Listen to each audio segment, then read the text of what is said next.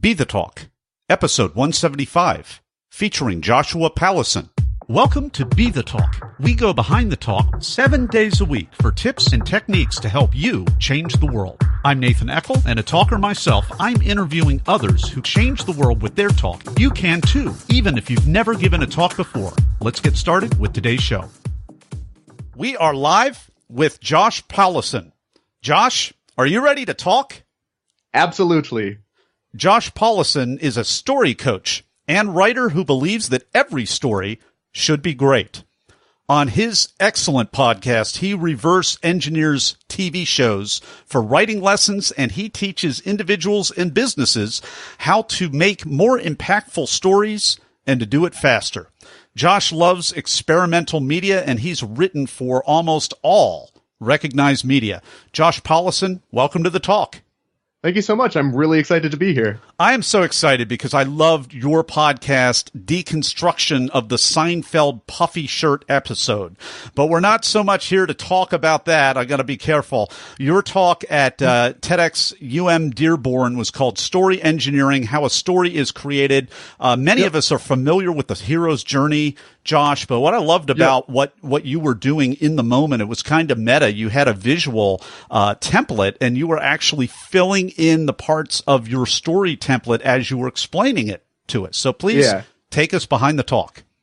Okay, sure. So actually, with that whole concept came about 2 weeks before the event. I had this whole other thing planned, and then I was talking with my mentor about it, and he was like, okay, you're telling these people how to make a story. Why don't you just make a story with them rather than tell them how to do it with them? And it's like, that's a really cool idea. So the staff was generous enough to, at the next kind of, I'm not thinking of the right term, rehearsal, to let me try this other one. And I was like, hey guys, if you don't like this one as much, it's okay. We can go back to the other. They ended up going along with it, every single rehearsal was different because I was taking input from the audience on character name and location, and kind of the theme all came from that. Every rehearsal was different. But I loved it so much, and I'm so grateful that they let me take that kind of risk, because some of them were like, maybe you should have a plant in the audience, because what if somebody shouts out something terrible? And I was kind of like, you know what? I like a challenge. I would be happy if they shouted out some. I mean, there's a limit, but I would be happy if they threw some curveballs at me. And actually kind of did get a curveball with Chicago. But yeah, the whole concept with that was make a story with the audience, have them feel more involved and see like, hey, this is something that I can do. I can run through this thought process too, and not just explain how it works, but to do it with them. Well, this is meta on several levels, because you're telling a story and creating a story about story framework during your branded idea-centric talk, which was a TEDx talk, and I love that because it's pretty meta from a few angles. And Josh, obviously, you're a master of the craft of storytelling, because like I'm thinking of the frameworks of jazz, you could sit down if you know the chord progressions, and you know the 16 bars, and you know some of those basic principles, and then you know your scales, and you know your major and minor chords and all of that stuff. You could sit down in any jazz club and jam with the bass player and the drummer on the keyboards if you know the jazz. And you know the craft of storytelling, so you could have, and your trigger word to me was you had a totally different rehearsal every time you had a rehearsal. Yep. Isn't that cool? Yeah, I loved that. To me, that's what made it fun. There's a part of me that likes a little bit of that kind of risk thrown in there. I love that kind of improv, and also just interacting with the audience. I wish that every speech that I ever gave could be like that. Like in my mind, that's how I want it to be. So I'm so thankful that the staff at TEDx let me take that kind of risk and do that. Talk Universe, this is kind of what we're really shooting for in many cases as an ideal branded talk. Not that you do a different thing every single time. I mean, that's the part that if you don't have a framework, if you're not a master of the underlying structures, it's not going to go well. But what I love about it is you had an organic experience every time with every audience, because you knew the core issues of the craft, and it was a story about storytelling within a story, demonstrating story, and just love it. So good for you, sir. Thank you so much. So let's talk about how you got into storytelling, and I'm going to sneak that puffy shirt episode because I just love that episode on your podcast about deconstructing the mechanics of the Seinfeld puffy shirt. I think it just enhances what this podcast is all about, which is your own expertise about story. We want to hear more about that. And just give us a couple of the elements of that offhand, if you can remember. I'm putting you on the spot how here I got a little into storytelling. Yeah, as well as that puffy shirt episode. I remember it was kind of you had a different word for this, but it's basically labeling when somebody's a low talker or somebody's the puffy shirt guy. It's a way to kind of label people, and that is an element of storytelling that disassociates. If I remember correctly, it disassociates the emotions of the audience from that unfortunate character. Yeah, for sure can. And I have to give credit where credit is due because Brendan Taylor was the guest on that episode. He did an amazing job. I was actually amazed at all the notes that he gave me. And I was like, we have to choose one of these things. You've come up with all of these great notes on this episode of Seinfeld. We got to pick one. And so we picked the alienation effect is what it was called. And yeah, as you mentioned, it's kind of coming up with terms which it can be used in a very lighthearted, fun way to kind of focus in on an element and kind of not exacerbate, but emphasize that. It can also, of course, be used in negative ways, but in that episode, we were kind of focusing on more the lighthearted approach with that, which I think can be used for a lot of fun. As far as how I got into storytelling, it's always kind of like, okay, well, where do I begin with this? Because around, in kindergarten, I started drawing some comics because I saw my brother doing it. I ended up, got into writing books because I read a book that I really liked and got into stop motion animation, got into making video games, I got into indie film, and did really well with that for a while. I got involved in theater and was writing skits, created a musical, still need the music for that, but got into basically every media that I could get my hands onto. Did some dramatized audio, interactive fiction. It was just stories in general I loved. And at one point I was struggling with one of my own stories because I wasn't sure which medium to put it in, which I feel like sounds like such an odd concept because most people start with a medium where they're like, well, this is the medium I'm going to tell my story in. They don't start with a story and then figure out the medium.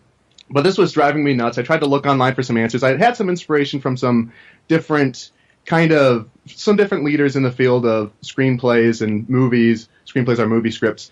And from there, I was like, okay, well, I agree with some of these pieces, but they don't all line up. What they're saying are the differences. So I was like, is there some way you can define every story medium? So I developed story forms theories, and I've got that stuff posted on my website. But as I got into that, I realized that I didn't know what a story was. My definition for story itself was flawed. So I'm like, okay, I'm teaching people, here's how you can tell stories effectively with media, but I can't even explain what a story is. That's a problem. I don't want to have that problem anymore. So I spent a long time, I spent about a month hardcore on that definition for a while, trying to find a definition that was consistent and worked. And really, that's what the whole TEDx talk ended up leaning on was, what is a story? I kind of start from that piece okay, well, if a story is something that happens, then we know that everything that happens ends, moves from beginning to end, and then broke it down like that.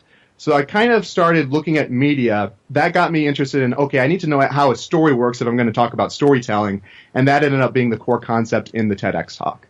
So you really weren't joking when you talk about you are the king of all experimental media, from video games to fiction to everything in between. And I'd love to get into more. I'm like VR and different things. I'm interested to see where they go because there's potential, and it's in the experimental stage. Sorry, I cut you off though. No, you didn't. I'm excited about this. Okay. Well, that's my job to get you going, buddy.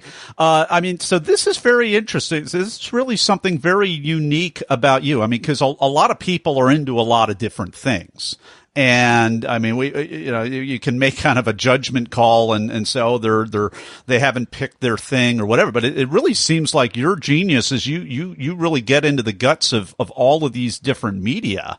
And like a multilingual person or a person that plays a whole bunch of different instruments, decently well, there's a certain amount of expertise that can come. By that analogy, they often make really good composers because they know how to write for the strings or the woodwinds or the brass or whatever. It seems like you've got a certain kind of expertise just from not dabbling, but having a high level of competency in all of these areas. Where do you think that could take you? Do you think about that? That really seems unique to me, Josh. Yeah, that's absolutely, to me, that's what enabled me to develop a lot of the story theories, because a lot of people will look at story in the context of a medium. They'll look at, okay, how do I write books? How do I write movies? And one of the big foundations for the theories that I talk about is story and storytelling are actually two completely different things. They're different skills. Story is kind of the core. It's what you're talking about. This podcast, for example, it's going to be video, but there's also going to be people are going to just listen and they're not going to see us. That's a different medium, but the content is the same. And just like the same story could be told through a book, a movie, dramatized audio, etc., and so forth, you have kind of the soul. I like to say it's the soul, the story. And then you have storytelling, which is the body, which is a book, a movie, painting, dramatized audio, and all of that. So you can create stories very quickly, and then you can actually determine which medium to tell them through, which is not an approach that I see very much right now.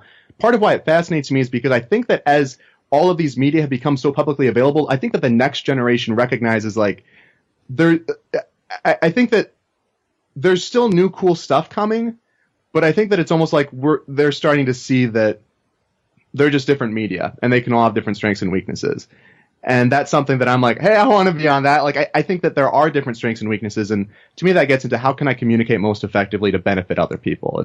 It's not just well, whatever, I know different media. It's a way to communicate more effectively. Just like how in some cases you might go, okay, I really need to tutor this person one-on-one, versus, okay, let's do a speech, let's have a bunch of people, let's have them connect with each other. Different media, different situation reaches people in different ways. And in some cases, it reaches different people in different ways. We've been enjoying this conversation with Josh Powlison. His talk is called Story Engineering, How a Story is Created. And it's about that time, Josh, for the Blitz Round. We'll be right back. People ask, how could I start a 7-day-a-week podcast? It's because of what I've learned from my mentors. Some of the best mentors in history aren't around anymore. They've left hours of one-on-one mentoring behind in their books. Each month at Classics on Tap, I record a new chapter from a classic business book to help you make a difference. Download your first chapter at classicsontap.com. And we're back with Josh Powlison. It is time for the Blitz Round, when I ask Josh a series of either-or questions related to the prep and performance of his recent branded talk. Josh, are you ready? Absolutely. Question number 1, were you selected to speak or did you apply? I applied. Are you a memorizer, improviser, or a blender? I'd say I'm a blender. Usually I memorize the outline and then I work my way between those steps. How does that serve you? It works pretty well. In this speech, it was necessary. You couldn't have planned out everything with the speech. And also, if I had no idea where it was aiming to go, it could have been a total disaster. So, I mean, you can even just see in the way that it's laid out at first. I was very specifically, okay, we're going to start with one sentence. We're going to break that down into 3, break those down into 9. I was very much focused on that structure throughout. Like, okay, let's get from A to B to C. So that being said, blending and having that framework in your mind, you walk out on the stage. Did you have nerves, or were you in the zone, or neither, or both? I feel like I was in the zone. Like, I was excited, and I was a little bit nervous at first because I don't know if you can tell from the video, but the tech wasn't working at first. Oh. And yeah, so the video wasn't going up on the screen, and it was kind of like, okay, well, if I can't show them this, what do I even do? But I'm actually really proud of myself because I kept going. I was confident. I also didn't want to say anything that would try to throw anybody under the bus or that people could take in a negative way towards anyone. I'm just like, I'll just pretend that this is how it's supposed to be. Just everything's fine. That's going to work soon. I think it might have actually been my fault because the plug in my laptop was a little bit loose, but whoever's fault it was, I'm glad it started working. Josh, how could you be in the zone when your whole presentation was basically tech dependent? I mean, you had that template up there that you were filling in as you were talking about the relevant story elements. And so, I mean, I would be scared to death. That's great. Well, I kind of kept going on talking a little bit about story. I actually went a little bit longer than I planned to in the very beginning before I got to, okay, let's start filling stuff in. But in my mind, I was just like, okay, I got to figure this out no matter what happens. If the tech totally fails on me, I'll just have to give another talk. I tend to be a person who, when something goes horribly wrong, I process after the fact, and in the moment, I'm just in the zone and I just take care of it. So I find that with heavy situations, and I think of that applied in this TEDx as well. So in this case, it served me well. So you just answered my next question. What's a tip, technique, or a tool that helped you? And, other than being able to process afterward and stay fluid in the moment. Okay. I would say a tip technique that helped me, I would say that it goes back to actually the core of how I developed the speech, because again, before, like 2 weeks before, I'd given them another speech. When they asked me submit a video of yourself giving the speech, or they didn't actually ask for that. I thought that that's what they wanted, but I submitted that. That was different from when I went in and I rehearsed, because I was like, oh, this is better. And then that was different from the final speech because I was like, this is better. But what came with that was that there was more focus on exactly what I was talking about. More of I like to kind of have a mission statement for my speeches. And in this case, it was show people they can make a story. Show them they can do it quickly. That's the very first thing that I start with, is like, how many of you want to make a story? How many of you think you can?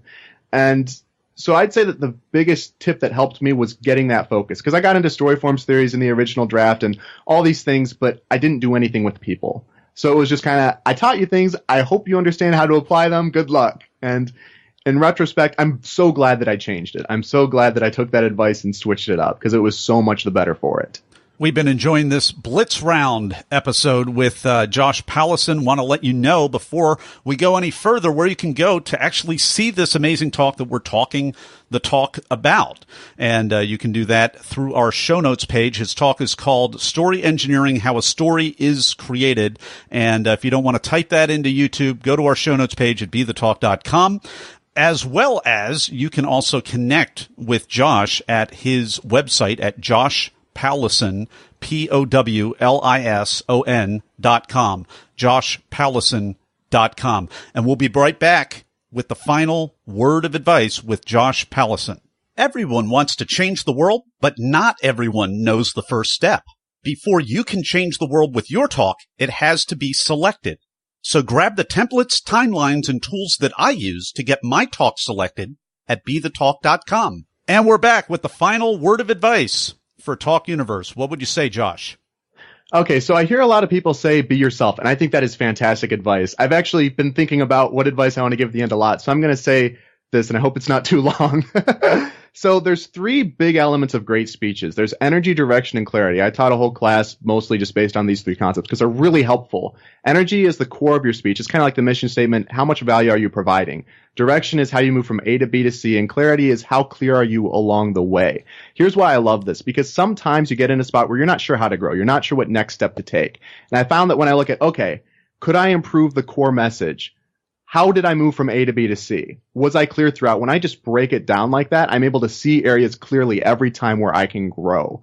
So I would say if you're not sure how to grow, look at energy, the core power of your speech, direction, how you move from A to B to C, and clarity, how you communicated throughout. Josh Powlison, thank you so much for taking time out to be on the talk and share your wisdom with Talk Universe. Thank you so much. It's an honor to be here, and it was so much fun. Thanks for listening to Be The Talk. For tips and resources to help you change the world, go to BeTheTalk.com. See you tomorrow.